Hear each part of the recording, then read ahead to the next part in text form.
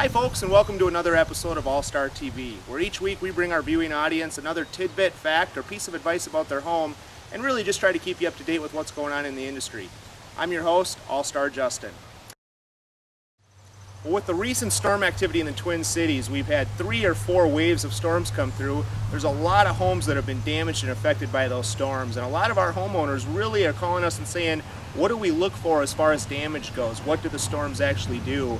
And what should we be looking for? So we want to help you out with that today. We're going to make 2 videos as far as what to look for on your home, on both the roof, the siding, the windows, and things of that nature, and talk a little bit about what homeowners can do to see if they've really got a legitimate claim and whether they should be calling their insurance company or not. So let's take a look at the house behind me. Well folks, the one area on the home that hail does the most damage to is the shingles. And it actually shortens the life of the shingles considerably, and yet it's the hardest place to see hail damage. When you look at your shingles, hail hits the shingle and it actually does what we call bruising it, or it puts a divot in the shingle. And that's often hard to find, but over time, as we go through the seasons here in Minnesota, that divot starts to break down, and as moisture infiltrates underneath the granules of that shingle and starts to break the glue down, that shingle deteriorates very, very rapidly. Let's look at this roof and what we've marked here. If you look, we've got an area here that we've circled, and that's probably hard to see, but you've got an area here where the granules are soft. They've been embedded into the matting of the shingle, and you can feel a little divot there if you run your finger over at that. That's a perfect example of what hail does to a shingle. If you look at the shingle next to it, you can see it's a nice soft shingle. We don't have any divots in it. The granules are holding tight still.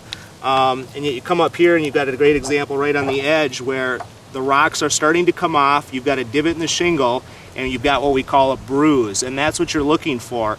Obviously, it's a little bit easier to see with this light colored shingle because it's actually darker than the rest of the shingle where the granules are coming loose. But if you had a dark shingle, that's going to be an area that's pretty tough to tell.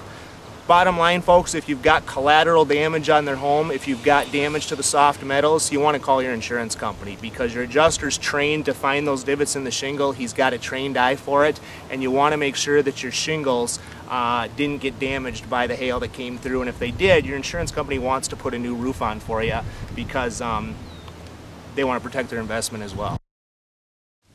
Now folks, when you're inspecting your home, be safe when you're doing it. A lot of homeowners don't want to get up on their roofs, and a lot of homes you shouldn't get up on your roofs. There's a lot of homes that we don't even get on the roof, folks, because they're just not designed to have people out there without the right scaffolding and equipment set up.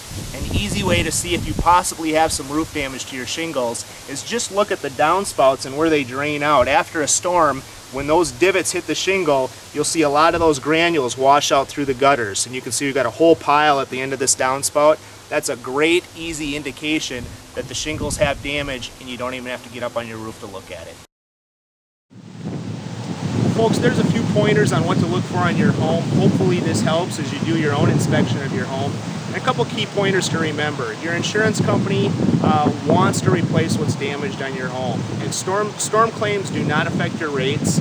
That's the first thing to remember. The second thing to remember is when a storm hits an area, it attracts a lot of out-of-state people, and you want to be sure and hire a local contractor. Your local contractor knows the codes in Minnesota. They know how to work directly with the local insurance adjusters and the local insurance companies. And plain and simple, folks, you want somebody that's going to give you a warranty, and they're going to stand behind that warranty. The new requirement in Minnesota is that everybody has to provide a 10-year warranty.